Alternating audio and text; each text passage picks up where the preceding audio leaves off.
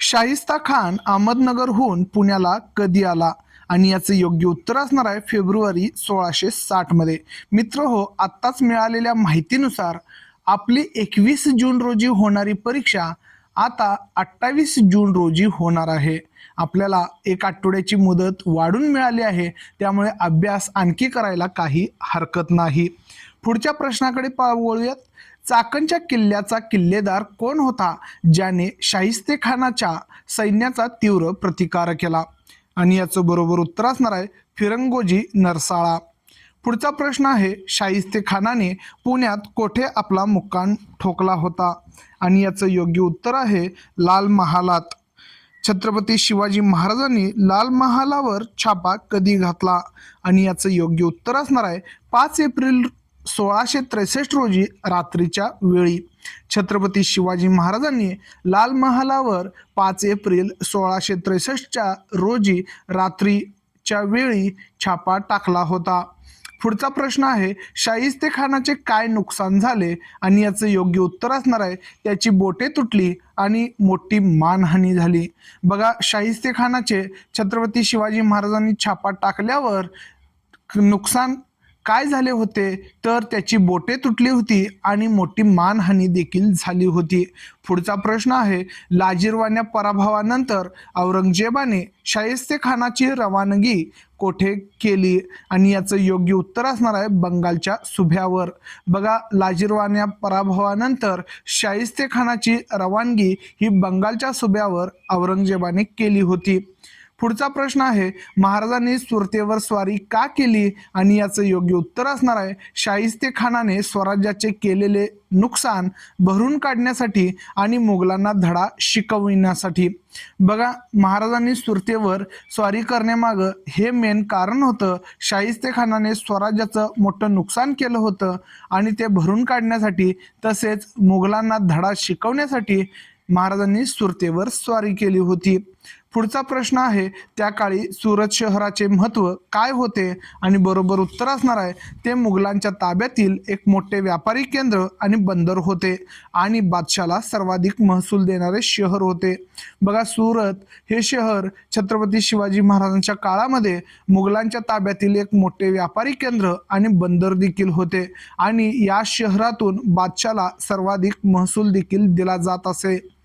पुढचा प्रश्न आहे, सुरतेच्या स्वारीच्या वेळी तेथील सुभेदार कोण होता? आणि याचं योग्य उत्तर असणार आहे इनायत खान. बघा, सुरतेच्या स्वारीच्या वेळी तेथील इनायत खान हा सुभेदार होता. पुढचा प्रश्न आहे, सुरतेच्या स्वारीचे फलित काय होते? आणि याचं योग्य उत्तर असणार आहे सामान्य प्रजेस त्रास न देता महाराजांनी सुरतेतून विपुल संपत्ती मिळवली आणि औरंगजेब बादशाच्या प्रतिष्ठेत धक्का बसला. बघा, सुरतेच्या स्वारीचे फलित म्हणजेच सामान्य प्रजेस त्रास न देता महाराजांनी सुरतेतून विपुल संपत्ती मिळवली आणि औरंगजेब बादशाच्या प्रतिष्ठेला यामुळे धक्का बसला होता. पुढचा प्रश्न आहे, महाराजांच्या हालचालीचा बंदोबस्त करण्यासाठी औरंगजेबाने कोणाला पाठवले? आणि याचं योग्य उत्तर असणार आहे मिर्झा राजा जयसिंग या अनुभवी आणि मातब्बर राजपूत सरदाराला. बघा, औरंगजेबाने छत्रपती शिवाजी महाराजांच्या हालचालींचा बंदोबस्त करण्यासाठी मिर्झा राजे जयसिंग या अनुभवी आणि मातब्बर राजपूत सरदाराला पाठवले होते. पुढचा प्रश्न आहे, जयसिंगाने महाराजांविरुद्ध कोणाकोणाची मदत मिळवण्याचे प्रयत्न केले होते? आणि याचं बरोबर उत्तर असणार आहे गोव्याचे आणि वसईचे पोर्तुगीज, वेंगुर्ल्याचे डच आणि सुरतेचे इंग्रज. बघा, जयसिंगाने महाराजांविरुद्ध मदत मिळवण्यासाठी गोव्याचे व वसईचे पोर्तुगीज, वेंगुर्ल्याचे डच आणि सुरतेचे इंग्रज यांच्याकडे प्रयत्न केले होते. पुढचा प्रश्न आहे, छत्रपती शिवाजी महाराज आणि अफजल खान यांची भेट कोठे व कधी झाली? आणि याचं योग्य उत्तर असणार आहे प्रतापगड किल्ल्याच्या पायथ्याशी 10 नोव्हेंबर 1659 रोजी. छत्रपती शिवाजी महाराज आणि अफजल खान यांची भेट प्रतापगड किल्ल्याच्या पायथ्याशी 10 नोव्हेंबर 1659 रोजी झाली होती. पुढचा प्रश्न आहे, अफजल खानाच्या मृत्यूनंतर महाराजांनी जखमी सैनिकांसाठी काय केले? आणि याचं योग्य उत्तर असणार आहे त्यांनी जखमी सैनिकांना भरपाई दिली. बघा, अफजल खानाच्या मृत्यूनंतर महाराजांनी जखमी सैनिकांसाठी भरपाई देण्याचे कार्य केले होते. पुढचा प्रश्न आहे, अफजल खानाच्या सैन्यातील कैद झालेल्या सैनिकांना महाराजांनी कशी वागणूक दिली आणि याचं योग्य उत्तर असणार आहे, त्यांना चांगली वागणूक दिली होती आणि त्यांना जर जखमी सैनिक असतील तर भरपाई देखील त्यांनी दिली होती. पुढचा प्रश्न आहे बघा, अफजल खानाच्या सैन्यातील कैद झालेल्या सैनिकांना महाराजांनी चांगली वागणूक दिली होती, हे लक्षात ठेवायचं आहे. पुढचा प्रश्न आहे, अफजल खानाच्या मृत्यूनंतर महाराजांनी आदिलशाहीतील कोणते किल्ले जिंकून घेतले आणि यामध्ये बरोबर उत्तर असणार आहे वसंतगड, पन्हाळा आणि खेळणा. अफजल खानाच्या मृत्यूनंतर महाराजांनी आदिलशाहीतील वसंतगड, पन्हाळा आणि खेळणा हे 3 किल्ले जिंकून घेतले होते.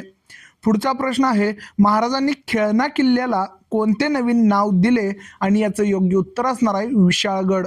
बघा, खेळणा या किल्ल्याला महाराजांनी विशाळगड हे नाव दिले होते. पुढच्या प्रश्नाकडे वळूयात. आदिलशहाने महाराजांच्या बंदोबस्तासाठी 1660 मध्ये कोणाला पाठवले होते आणि याचं बरोबर उत्तर असणार आहे कर्नूल प्रांताचा सरदार सिद्दी जोहर याला. बघा, आदिलशहाने महाराजांचा बंदोबस्त करण्यासाठी 1660 मध्ये कर्नूल प्रांताचा सरदार सिद्दी जोहर याला पाठवले होते. पुढचा प्रश्न आहे, आदिलशहाने सिद्दी जोहरला कोणता किताब दिला होता आणि याचं योग्य उत्तर असणार आहे सलाबत खान.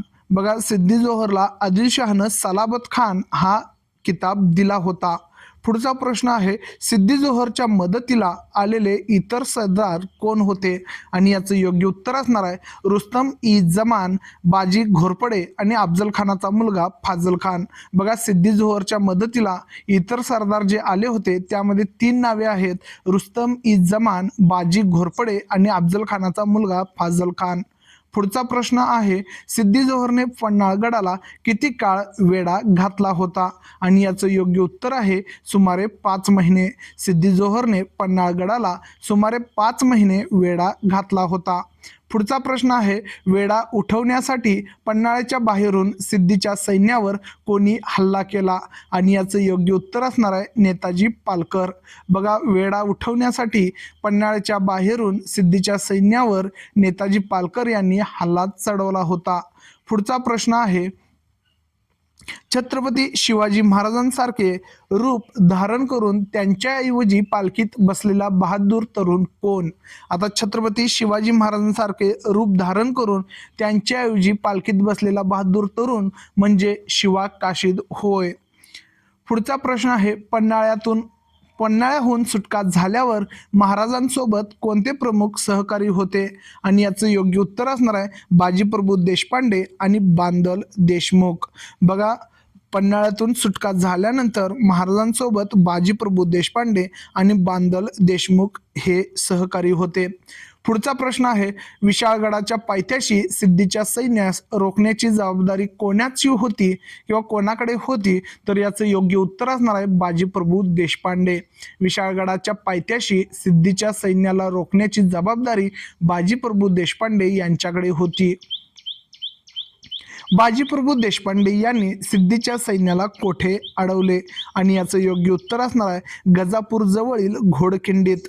विशाळगडाकडे जाताना बघा, गजापूर जवळील घोडखिंडीत बाजीप्रभू देशपांडे यांनी सिद्धीच्या सैन्याला अडवले होते.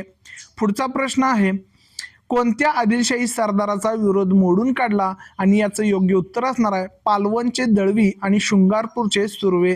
बघा, आदिलशाही सरदाराचा विरोध जो आहे तो छत्रपती शिवाजी महाराजांनी मोडून काढला होता आणि त्यामध्ये 2 नाव आहेत पालवनचे दळवी आणि शृंगारपूरचे सुर्वे. पुढचा प्रश्न आहे, म्हणजे विशाळगडाकडे जाताना महाराजांनी आदिलशाही सरदारांचा विरोध मोडून काढला होता आणि त्यामध्ये पालवनचे दळवी आणि शृंगारपूरचे सुर्वे होते. पुढचा प्रश्न आहे, महाराज पन्हाळ्याच्या वेढ्यात असताना दिल्लीच्या कोणत्या बादशाने शाहिस्ता खानाला दक्षिणेत पाठवले आणि याचं योग्य उत्तर असणार आहे औरंगजेब बादशाने. बघा, महाराज पन्हाळ्याच्या वेढ्यात होते आणि दिल्लीच्या औरंगजेब बादशानं शाहिस्ते खानाला दक्षिणेमध्ये पाठवलं होतं. पुढचा प्रश्न आहे, विशाळगडावर पोचल्यानंतर महाराजांनी आदिलशहाशी तह का केला आणि याचं योग्य उत्तर असणार आहे, दोन शत्रूंशी एकाच वेळी लढणे योग्य होणार नाही हे लक्षात घेऊन. बघा, आदिलशाही आणि मुघल हे दोन शत्रू होते आणि हे एकाच वेळी लढणे योग्य होणार नाही म्हणून आदिलशहाशी त्यांनी तह केला होता. छत्रपती शिवाजी महाराजांनी तह केला होता. पुढचा प्रश्न आहे, आदिलशहाशी झालेल्या तहानुसार महाराजांना कोणता किल्ला परत करावा लागला? आदिलशहाशी झालेल्या तहानुसार पन्हाळा किल्ला महाराजांना परत करावा लागला होता. पुढचा प्रश्न आहे, मुघलांविरुद्धच्या चढाईच्या मोहिमांमध्ये कोणत्या सरदारांनी मोलाची कामगिरी केली आणि याचं योग्य उत्तर असणार आहे, तानाजी मालुसरे, मोरोपंत पिंगळे आणि प्रतापराव गुजर. बघा, मुघलांविरुद्धच्या चढाईच्या मोहिमांमध्ये तानाजी मालुसरे, मोरोपंत पिंगळे आणि प्रतापराव गुजर यांनी मोलाची कामगिरी केली होती. पुढचा प्रश्न आहे, कृष्णाजी अनंत सभासद या बखरकाराने महाराजांच्या मोहिमांचे वर्णन कसे केले आहे? तर याचं बरोबर उत्तर आहे, चहू महिन्यात 27 गड घेतले, मोठी ख्याती केली. बघा, कृष्णाजी अनंत सभासद या बखरकाराने महाराजांच्या मोहिमांचे वर्णन चहू महिन्यात 27 गड घेतले, मोठी ख्याती केली असे वर्णन केले आहे. पुढचा प्रश्न आहे, छत्रपती शिवाजी महाराजांनी राज्याभिषेक करून घेण्याचे का ठरवले? आणि बरोबर उत्तर असणार आहे, स्वराज्याचे अस्तित्व, स्वतंत्र व सार्वभौम हे स्पष्ट करण्यासाठी आणि स्वराज्यास अधिकृतता आणि सर्व मान्यता प्राप्त करून देण्यासाठी. बघा, छत्रपती शिवाजी महाराजांनी राज्याभिषेक करून घेण्यामागचे मुख्य कारण म्हणजे स्वराज्याचे अस्तित्व स्वतंत्र व सार्वभौम आहे हे स्पष्ट करण्यासाठी आणि स्वराज्यास अधिकृतता आणि सर्व मान्यता मिळावी किंवा प्राप्त करून देण्यासाठी राज्याभिषेक करून घेण्याचे ठरवले. पुढचा प्रश्न आहे, महाराजांचा राज्याभिषेक कोणत्या दिवशी झाला? आणि याचं योग्य उत्तर असणार आहे 6 जून 1674 या दिवशी. 6 जून 1674 या दिवशी महाराजांचा राज्याभिषेक झाला होता. पुढचा प्रश्न आहे, राज्याभिषेक कोणाच्या हस्ते आणि कोठे पार पडला? आणि याचं योग्य उत्तर आहे, विद्वान पंडित गागाभट्ट यांच्या हस्ते रायगडावर. राज्याभिषेक विद्वान पंडित गागाभट्ट यांच्या हस्ते रायगडावर पार पडला होता. पुढचा प्रश्न आहे, राज्याभिषेकाद्वारे महाराज स्वराज्याचे काय झाले? राज्याभिषेकाद्वारे महाराज स्वराज्याचे छत्रपती झाले होते. पुढच्या प्रश्नाकडे वळूयात, सार्वभौमत्वाचे प्रतीक म्हणून महाराजांनी कोणती नवीन कालगणना सुरू केली? राज्याभिषेक शक. बघा, सार्वभौमत्वाचे प्रतीक म्हणून महाराजांनी राज्याभिषेक शक ही कालगणना सुरू केली. राज्याभिषेकामुळे महाराज आता काय झाले होते? आणि याचं योग्य उत्तर आहे, शककर्ते झाले होते. राज्याभिषेकामुळे महाराज शककर्ते झाले होते. राज्याभिषेक प्रसंगी महाराजांनी कोणती खास नाणी पाडली? आणि याचं योग्य उत्तर असणार आहे, सोन्याचा होन व तांब्याची शिवराई. राज्याभिषेक प्रसंगी महाराजांनी सोन्याचा होन आणि तांब्याची शिवराई ही खास नाणी पाडली होती. पुढचा प्रश्न आहे, महाराजांच्या या नाण्यांवर कोणती अक्षरे कोरण्यात आली? महाराजांच्या या नाण्यांवर श्री राजा शिवछत्रपती अशी अक्षरं कोरण्यात आली होती. राजपत्रावर महाराजांचा उल्लेख कसा होऊ लागला? आणि याचं योग्य उत्तर आहे, क्षत्रिय कुलावंतास श्री राजा शिवछत्रपती. राजपत्रांवर महाराजांचा उल्लेख क्षत्रिय कुलावंतास श्री राजा शिवछत्रपती असा होऊ लागला. फारसी शब्दांना पर्यायी संस्कृत शब्द कोणता असणारा कोणता कोश महाराजांनी तयार करून घेतला? बघा, फारसी शब्दांचा त्यावेळी जास्त वापर होऊ लागला होता म्हणून पर्यायी संस्कृत शब्द असणारा कोश महाराजांनी तयार करून घेतला होता आणि याचं नाव आहे राजव्यवहार कोश. राजव्यवहार कोश हा ग्रंथ किंवा हा कोश महाराजांनी तयार करून घेतला होता.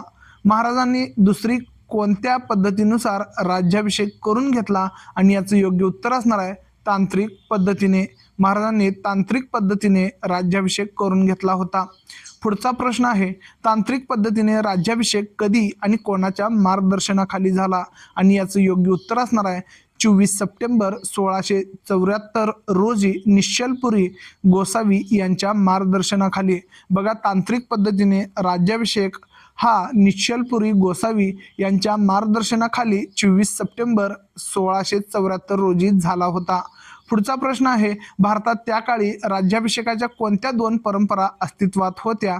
आणि याचं योग्य उत्तर आहे वैदिक व तांत्रिक. बघा, राज्याभिषेकाच्या दोन परंपरा होत्या भारतात आणि त्या वैदिक आणि तांत्रिक अशा होत्या. आता राजव्यवहार कोशातील प्रतिशब्द हे टीईटी साठी खूप महत्वाचे आहेत. यामध्ये फारसीला संस्कृत शब्द कोणता आहे हे सांगितले आहेत. बघा, किताब या शब्दाला पदवी असा शब्द आहे. फरमान या शब्दाला राजपत्र असा संस्कृत शब्द आहे. जामीन, प्रतिभूती, सांप्रत, हाली, माजी, पूर्व, फिलहाल, तत्काल, वाहवा, उत्तम, बकूब, प्रज्ञा, बेवकूफ, मूड, दस्तेपोशी, हस्तस्पर्श, मुलाखत, दर्शन, झूठ, मिथ्या, फतेह, विजय, शिलेदार, स्वतुरगी. बघा, शिलेदार या शब्दाला स्वतुरगी असा शब्द होता. पुढचा प्रश्न बघा, सभासद बखरकाराने महाराजांच्या राज्याभिषेकाबद्दल काय म्हटले आहे? आणि याचं योग्य उत्तर आहे मराठा पातशहा एवढा छत्रपती झाला, ही गोष्ट काही सामान्य झाली नाही. बघा, सभासद बखरकाराने महाराजांच्या राज्याभिषेकाबद्दल मराठा पातशहा एवढा छत्रपती झाला, ही गोष्ट काही सामान्य झाली नाही असे म्हटले आहे. पुढचा प्रश्न आहे, युवराज संभाजी राजांनी आपल्या कोणत्या ग्रंथात राज्याभिषेकाचे वर्णन केले आहे? आणि याचं योग्य उत्तर आहे बुधभूषण. बुधभूषण या ग्रंथामध्ये युवराज छत्रपती संभाजी राजांनी आपल्या त्यांच्या ग्रंथात राज्याभिषेकाचे वर्णन केले आहे. पुढचा प्रश्न आहे, महाराजांच्या राज्याभिषेकाच्या वेळी संभाजी राजांचे वय किती होते? आणि याचं योग्य उत्तर असणार आहे 17 वर्ष. महाराजांच्या राज्याभिषेकाच्या वेळी संभाजी राजांचं वय केवळ 17 वर्ष होतं. पुढचा प्रश्न आहे, महाराजांच्या राज्याभिषेकाचे सिंहासन किती सोन्याचे होते? आणि याचं योग्य उत्तर असणार आहे 32 मन सोन्याचे. बघा, महाराजांच्या राज्याभिषेकाचे जे सिंहासन होते ते 32 मन सोन्याचे होते. सिंहासनाच्या 8 दिशांना काय होते? तर 8 रत्नजडित स्तंभ होते. सिंहासनाच्या 8 दिशांना 8 रत्नजडित स्तंभ होते. पुढचा प्रश्न आहे, महाराजांनी दक्षिणेची मोहीम कधी हाती घेतली? आणि याचं योग्य उत्तर असणार आहे राज्याभिषेकानंतर सुमारे 3 वर्षांनी ऑक्टोबर 1677 मध्ये महाराजांनी दक्षिणेची मोहीम ही राज्याभिषेकानंतर सुमारे 3 वर्षांनी ऑक्टोबर 1677 मध्ये घेतली होती. दक्षिणेच्या मोहिमेत महाराजांनी कोणाची भेट घेऊन मैत्रीचा तह केला? आणि याचं योग्य उत्तर असणार आहे गोवळकोंड्याच्या कुतुबशहाची. दक्षिणेच्या मोहिमेत महाराजांनी गोवळकोंड्याच्या कुतुबशहाची भेट घेऊन मैत्रीचा तह केला. पुढचा प्रश्न आहे, दक्षिणेच्या मोहिमेत महाराजांनी कर्नाटकातील कोणते किल्ले जिंकले? आणि याचं बरोबर उत्तर आहे बंगळुरू, हस्कोट आणि तामिळनाडूतील जिंजी, वेल्लोर इत्यादी किल्ले. बघा, छत्रपती शिवाजी महाराजांनी दक्षिणेच्या मोहिमेत बंगळुरू, हस्कोट आणि तामिळनाडूतील जिंजी आणि वेल्लोर ही किल्ले ताब्यात जिंकले आहेत. पुढचा प्रश्न आहे, जिंकलेल्या दक्षिण प्रदेशाचा कारभार पाहण्यासाठी मुख्य कारभारी म्हणून कोणाची नेमणूक केली? आणि याचं योग्य उत्तर असणार आहे रघुनाथ नारायण हनुमंते. बघा, जिंकलेल्या दक्षिण प्रदेशाचा कारभार पाहण्यासाठी रघुनाथ नारायण हनुमंते यांचा मुख्य कारभारी म्हणून नेमणूक करण्यात आली होती. पुढचा प्रश्न आहे, महाराजांचे सावत्र बंधू व्यंकोजी हे कोठे राज्य करत होते? आणि याचं योग्य उत्तर आहे तामिळनाडूतील तंजावर येथे. बघा, महाराजांचे सावत्र बंधू व्यंकोजी हे तामिळनाडूतील तंजावर येथे राज्य करत होते. पुढचा प्रश्न आहे, तंजावर येथील कोणते ग्रंथालय जग प्रसिद्ध आहे? आणि याचं योग्य उत्तर असणार आहे सरस्वती महल. बघा, तंजावर येथील सरस्वती महल नावाचे ग्रंथालय जग प्रसिद्ध आहे. पुढचा प्रश्न, मुघल संकटाच्या वेळी छत्रपती राजाराम महाराजांनी कोठे आश्रय घेऊन स्वराज्याचा कारभार चालवला? आणि याचं योग्य उत्तर असणार आहे तामिळनाडूतील जिंजी किल्ल्यावर. बघा, मुघल संकटाच्या वेळी छत्रपती राजाराम महाराजांनी तामिळनाडूतील जिंजी या किल्ल्यावर आश्रय घेऊन स्वराज्याचा राजकारभार चालवला. पुढचा प्रश्न आहे, छत्रपती शिवाजी महाराजांचे निधन कोठे व कधी झाले? आणि याचं योग्य उत्तर असणार आहे 3 एप्रिल 1680 रोजी रायगडावर. बघा आता, छत्रपती शिवाजी महाराजांचं निधन हे 3 एप्रिल 1680 रोजी रायगडावर झालं आहे. निधनाच्या वेळी महाराजांचे वय किती होते? आणि याचं योग्य उत्तर असणार आहे 50 वर्ष. म्हणजे निधनाच्या वेळी महाराजांचे वय हे 50 वर्ष होते. पुढचा प्रश्न आहे, संस्कृत शब्द असणारा कोश म्हणजे काय? तर राजव्यवहार कोश. त्र्यंबकगड जिंकून घेणारा मोरोपंत पिंगळे. वणी दिंडोरी येथे पराभूत झालेला सरदार दाऊद खान. इंग्रज, डच, फ्रेंच यांच्या वखारी असलेले ठिकाण सुरत. आणि शाहिस्तेखानाची स्वारी हा 1660 मध्ये हे घटनाक्रम लिहायचा आहे. 1660 मध्ये शाहिस्तेखानाची स्वारी, 1663 मध्ये लाल महालावर छापा, 1665 मध्ये पुरंदरचा तह, 1666 मध्ये आग्र्याहून सुटका, 1674 मध्ये राज्याभिषेक, 1677 मध्ये शिवाजी महाराजांची दक्षिण मोहीम. हा व्हिडिओ इथे आपला संपलेला आहे. हा व्हिडिओ तुम्हाला कसा वाटला नक्की कमेंट करायचा आहे. आणि आपली परीक्षा 28 जून रोजी होणार आहे. 21 जून रोजीची परीक्षा पुढं गेलेली आहे. त्यामुळं आपल्याला आणखी आठवडाभर अभ्यास करण्यासाठी वेळ मिळणार आहे.